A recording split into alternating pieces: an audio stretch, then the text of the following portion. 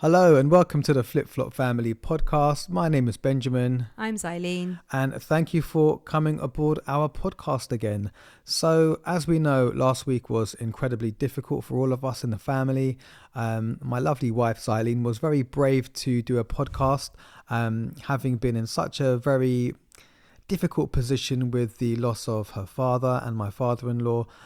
So kudos to you, Xylene. A quick round of applause.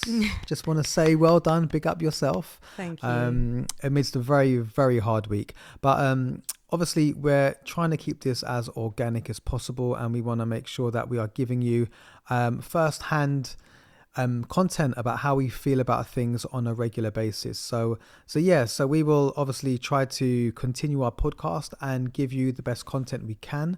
How are you feeling, Zai? You know, last week, strangely, I still can't quite believe that I actually recorded a podcast episode yesterday, only one day after losing Dad. But I definitely felt like it gave me a lot of relief, and it was a lot of therapy for me. And thank you if you are someone who listened to that podcast episode called Holding His Hand to the End. We've had so many people reach out to us who resonated with the things that I talked about in that episode. As I mentioned at that time, what we're going through sadly isn't unique, and a lot of people have been through that or have been very close to going through that and really do understand and empathize with our entire family as we go through this really, really difficult time. This week, strangely, I kind of didn't really want to record this episode because I don't really know why. I guess I don't want to do anything. I don't want to meet with people. I don't want to speak to people. And last night I was just going through some pictures on my phone, and I found this picture from when we went ice skating a couple of months ago. I think it was the end of the summer. And I've sort of got my thumbs up, and I've just like, you can see my whole face is lit up smiling. My eyes are smiling. I'm fully in the zone, super happy. And the first thought that went through my head is that, am I ever going to truly feel this happy again? Because, you know, a smile isn't always a smile behind your mouth or behind your face, you know? Yeah, for sure. And I feel like with both of us, we really do grab the bull by the horns in terms of our life. And I think we really do try to live our lives to the full. Yeah. But now it's like such a shift. It's like when you think of the polar ice caps, it's like the caps have moved. Yeah. And everything's out of sync. Yeah. And it's now trying to like regulate and find or collaborate things and think, okay, how should we be now? But thankfully we have our lovely children and you and, you know, our extended family, and we have such an amazing support network in our community that are really just giving us crutches right now and holding us up. But yeah, you've been doing all the running around for the kids pretty much since this happened. Yeah, and I think just to touch back on what you're saying, I think when you lose someone very close to you, I think you need to find your new normal. And I think losing a parent must be probably one of the hardest things anyone has to really face. So you have to try and find that new balance. I mean, it's only been a week, so it does take a long time. I mean, I lost my dad. It's going to be 3 years next year, and it still feels so surreal that he's not here. It does. You know, and there are days when I think about it and I feel really sad, but then other days where I know that my dad wouldn't want me to feel sad. So I try to carry on with life. So although it sounds maybe a little bit harsh, I think trying to carry on with your life as best you can is probably what he would have actually wanted. Definitely. So although it can be difficult, trying to just find that normal balance again, I think is a good thing. You know? I agree. I think it's even harder because obviously Christmas is literally around the corner. Yeah, of course. Weirdly, I'm never normally this organized, but I was so organized this year with getting like all the kids' What presents. do you mean? Wait a minute, you're never organised. You're literally the most organised person that I've ever met in my life. No, I mean, like when it comes to Christmas, I do find it creeps up on me. But I think, again, another amazing saving grace this podcast is because I was talking to people about it and saying about, you know, sales are coming on and don't leave it late. It almost made me be a bit more organised in terms of ordering stuff. So I had like pretty much got all the presents sorted by the end of November, or like by third week of November, I pretty much had the bulk, like 80% of presents. And it's so annoying sometimes. No, but it's so good. And it's so good because obviously I had no idea that this was going to happen. So it's nice to know that that is done. And now I'm just trying to schedule you in for various wrapping sessions because I know, you know, I'm normally the wrapper and you're the watcher. Well, I think we always plan to do it every year together. But because I go to bed really early on a regular basis, you want to start at like 9 o'clock, 10 o'clock and get a couple of like Baileys That's out right. and watch a movie. But I'm like yawning at 9:30. I'm like, yeah, I think I'm done right now, babe. I But no, love- this year I'm going to make a conscious effort to be up with you and wrap all the gifts. I appreciate you. Thank you, babe. I mean, I do love a late night wrapping session, although I do moan about it. But you know, because of what's happened this year as well, I will, like I said, I was really organized, and in a way you find yourself buying more than what you plan to because you just keep chipping away at it. Yeah. Throughout the like end of October, beginning of November, I was just chipping away, and then the other day I laid it all out. And I was like, I think I may have gone overkill. And then I was WhatsApping you from the loft saying, should I return stuff? Because I Yeah. bought too much. And you were like, no, you know, the kids have just have had a really awful end to 2025 that if we can raise their spirits with material means, then we totally should do that. Yeah. But yeah, we're going to have some wrapping sessions coming up, and yeah, it's going to be fun. I hope it's going to be fun. I want to be able to escape. I mean, yesterday we did something totally normal. We haven't done anything since Dad passed away, and yesterday we did a little Ben wanted to get some protein powder, so we went to Costco, and that's just a very normal thing to do, isn't it? Yeah, and it was but by the way, sorry, if you want to get protein powder, it's your savvy tip. oh, that's my savvy tip. Love Okay, it. then wait till later. No, go ahead. Oh, okay, do Go it now. ahead. But I just thought we didn't have one today, the so that's savvy great. tip of this podcast will be if you are into your gym and into your fitness and you love to get your protein in via some protein shakes, there is a fantastic deal right now at Costco, which is you get the best protein to get is the gold standard whey, and it is 1.6 kgs and you get it for £35. Usually it's between £70 and £60, so you're kind of getting it for half price really. So if you've got a Costco card or your friend's got one or your mum's got one, take their card and go and get your protein. But just get the protein and get the hell out of there, okay? Because Ben and I went yesterday, and we were just like mindlessly walking around, and it was like I said, it was probably the first time since my dad fell ill that I kind of found myself almost not thinking about it, which was quite nice because it was Yeah. just like I said, a very normal day out. And Ben went to save £35 on protein, and we spent over £200. So, as my dad used to always say to me, Xylene, it's a false economy. Do not get a Costco card because yes, you save, but you spend so much more. So take the savvy tip, but maybe use someone else's Costco card. Don't get a membership, please. Whatever you do. So Zaki has been insanely busy, as you may know that Zaki has been shooting for quite a big series that's due out in a year or so. So he's filming literally every day and having private tutoring on set. He absolutely loves it, thank God, because he has to get up at a crazy time every day. And since this has all happened, Ben's literally taken over with dealing with the kids. I feel like I'm like a wanderer in the house. I'm like a little ghost that just wanders from room to room. I don't really feel like I do much. Pretty useless at present. So, but Zaki seems to love it. He's happy to get up in the morning. Yeah, I feel really bad because I wake him up. Sometimes he's got to be on set for 6:30, and so I kind of get him up by about 5:30.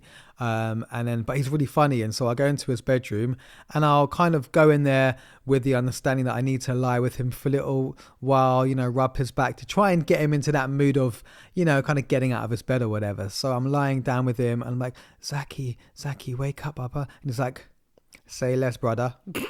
And he starts to smirk and I'm like, say less, brother. And he starts to laugh and I'm like, bro, you are just crazy. This boy's so funny, honestly.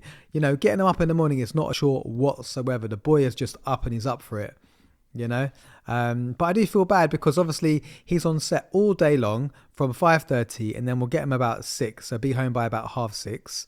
And then boxing starts at like 7. Now I'm thinking he's going to come home and go, yeah, Dad, you know what? I'm really tired, today. I don't think I'm going to be up for it. But this boy loves his boxing so much that he's willing to go to work all day, because it is work really, isn't it? Yeah. He goes to work all day, then comes back, has a quick munch, and then wants to go and do an hour and a half of boxing. And that's like 4 times a week as well. I know. The boy's a machine. He's so dedicated, and he's lovely. And in a way, I'm really glad that he's, keeping himself so busy. But I would say probably only the last 2 nights he's been okay. But up until that point, it was all getting quite difficult because Zach has been so occupied all day with filming and then coming home, having a quick snack and then going boxing, that he really didn't have a moment in the day where he did absolutely nothing. So his mind was constantly occupied. And what we were finding was that when he would go to bed, he would then think about Nana and he would just be distraught, like sobbing. Like the other day, Ben was lying in bed with Zaki and then I could hear him sobbing. So I came up to lie with him. And then I was like, Zaki, you didn't dry your hair after the shower, but he did. His like pillow was just wet because of his tears.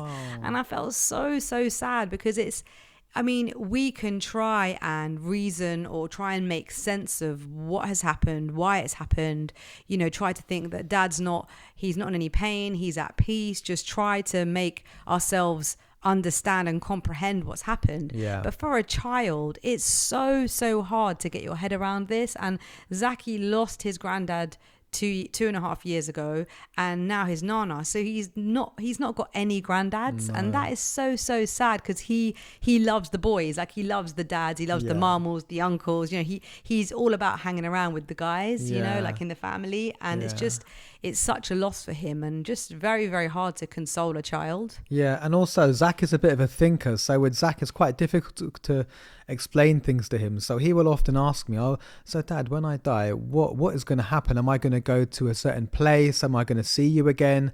And he's been asking these kind of things since the age of like 7, I'd say. So Zach's quite a deep thinker. And when you have a situation like this where you lose a loved one, it makes him think even more about it. So, you're right. It's, good that he's found his thing, which is the boxing. But I think when he has that alone time, he does, kind of find it quite difficult. That's why, like you say, it's important to try and keep occupied. Yeah, definitely. I mean, being occupied is a great thing, but at the same time, it's like you do need that downtime. I feel like in the daytime to process so that it doesn't just hit you at night. Because I feel like when you're upset at night, it's the worst thing. And you don't know when grief is going to hit you. So for me, mornings are the worst because I feel like I have actually been able to sleep without a problem, which is great. But as soon as my eyes open, I think for a moment, I don't know what's happened. And then it hits me. And then I just feel this horrible weight in my stomach and it just kicks off all over again. And then I think as the day goes on, like I kind of talk to myself about it. And then towards the end of the day, I feel a bit better. And then it kicks off again in the morning. It's just crazy grief. I'm really just trying to get my head around what's happened and how you can just lose someone that's been in your life for your entire existence. Like it's a very, very, very big pill to swallow. And someone actually, I can't remember who, I'm really sorry if you're the person that messaged me this, but people have been really supportive and giving lovely advice and strength and prayers that we find the strength to get through this time. But someone messaged and said to me that when you lose a loved one, the weight of that, let's say that stone that you're carrying, it doesn't get any lighter, but as time goes on, you get stronger. And you know what, like that bit of advice I just think is so true, because I've always tried to give people advice when they've lost a loved one. Obviously, I've lost a lot of people, like, your dad, we've lost, your cousin, we've lost my sister-in-law, we've lost so many people that are actually pretty close, but you can't compare the loss of a parent, I don't think, like your own parent, to any other loss. So as much as I think I've tried to empathize with people, I don't think I have been able to empathize to the level that I will be able to now. So I've always said, time's a healer, it does get easier.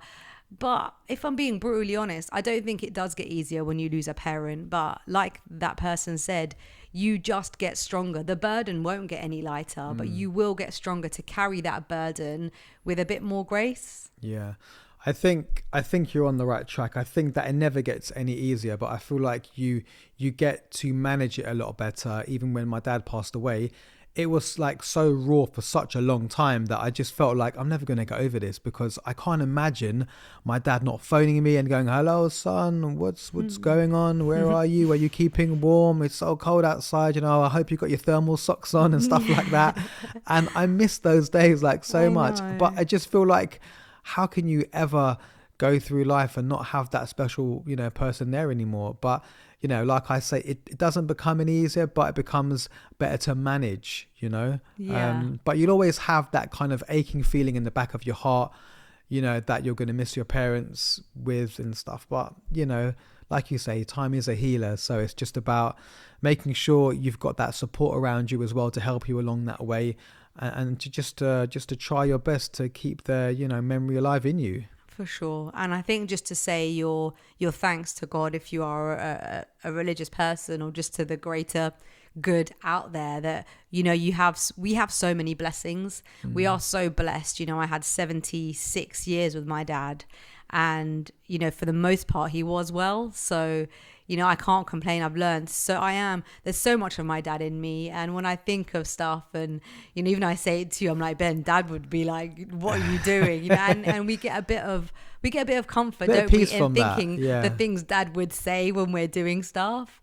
And our other blessing is our kids. Like, having children in the house, sometimes they forget and they're just like worrying about themselves and Christmas and becoming a bit, being a bit selfish. And that's really quite nice when they just think they're on their own planet. Like Emiliana had a carol concert yesterday, and again, I wasn't in it as much as I normally am, and it was in church. It was beautiful, but I just couldn't find myself. I couldn't find that joy. But it was nice to watch her on stage singing.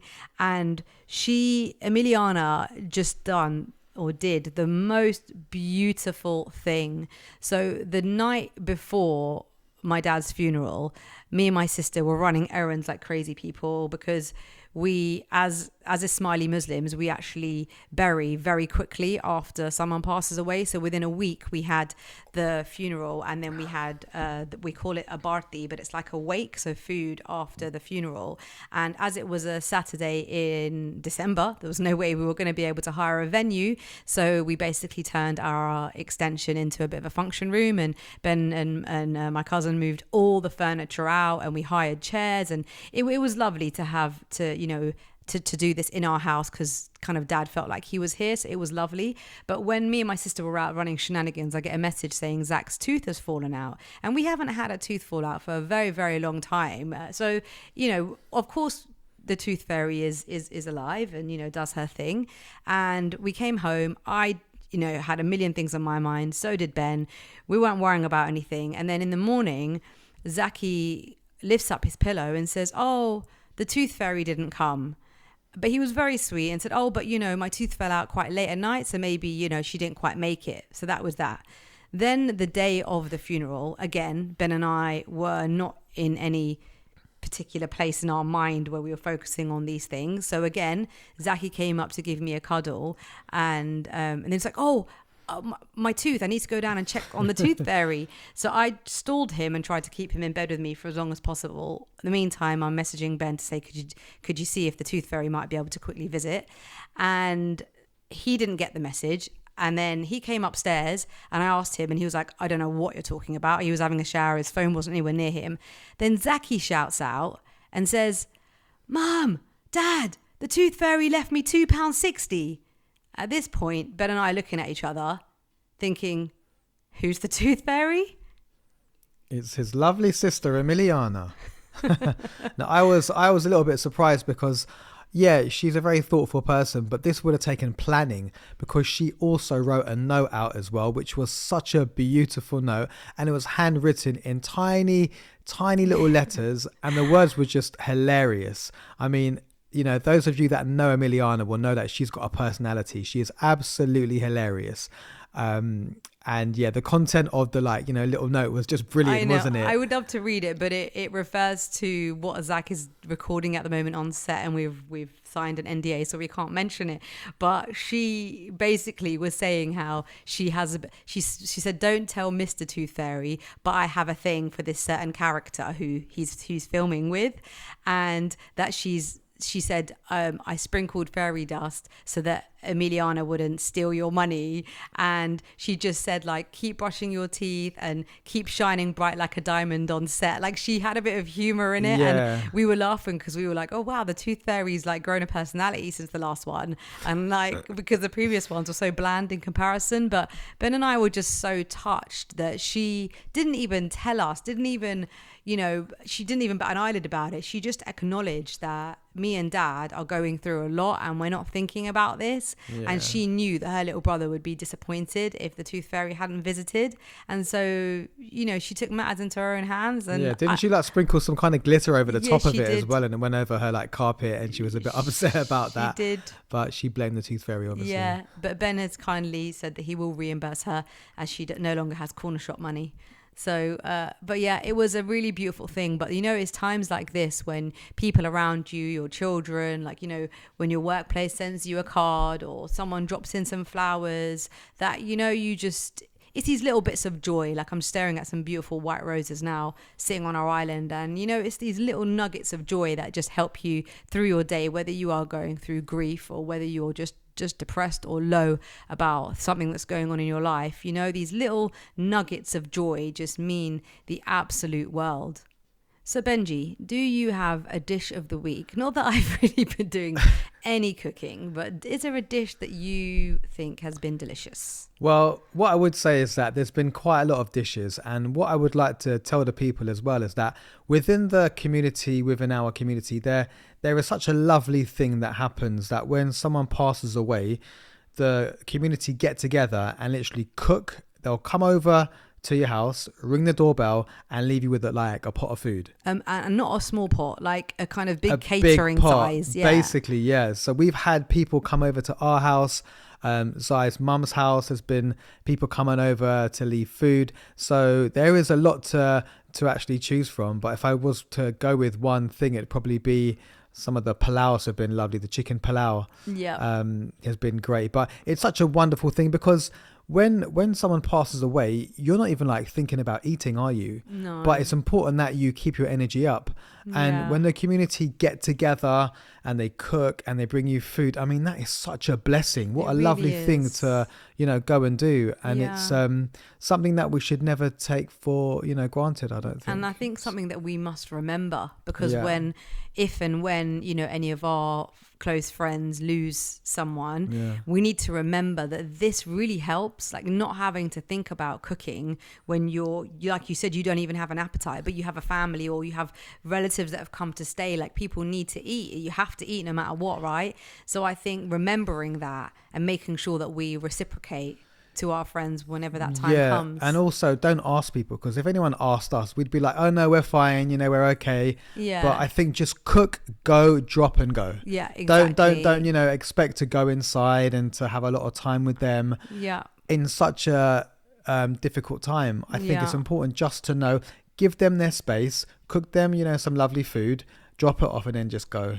I love that. I mean, if they invite you in, then that's like another thing altogether. But you have to go with the expectance that you're going to help them. So just bring that lovely food and drop and go. Yeah. And when they're ready, you know, they'll reach out and get together and return the pot and have a chat, I'm sure. But yeah, thank you to anybody who's been listening here today that has offered us such wonderful support advice, whether it's, you know, you've messaged us, maybe you've called us, maybe you dropped food to us or to my mum's house. Like, we really do appreciate you all.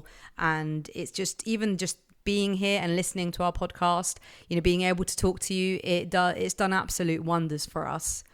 I actually created a Spotify playlist called Dad Miss You. I don't know why I'm killing myself, but I don't know what it is, but I find listening to music, like, I end up crying through it, but it really helps me. And I just think it makes me cry, but then it makes me feel better. And I think it's just good to get it out. So my song of the week has got to be my favorite, of course, Ed Sheeran.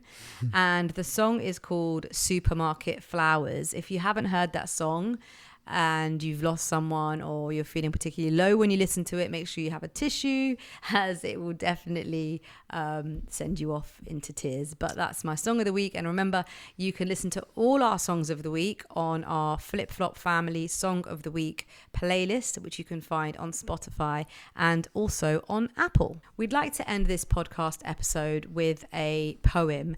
A lovely chap, Karim, came up to me, and he recently lost his mother, and someone had recommended this poet called Donna Ashworth, and she has a book called Loss, which is like a collection of poems about loss, and this one is one that he sent to us, and Ben's going to read it out for you. All right, so this is called Let Me Go. When I'm gone, don't fret over the things I left behind. You don't need those trinkets to remember what we had. And if you fear the forgetting, I will remind you when you sleep and you will wake up smiling. Don't let that turn to tears, for I meant to bring joy.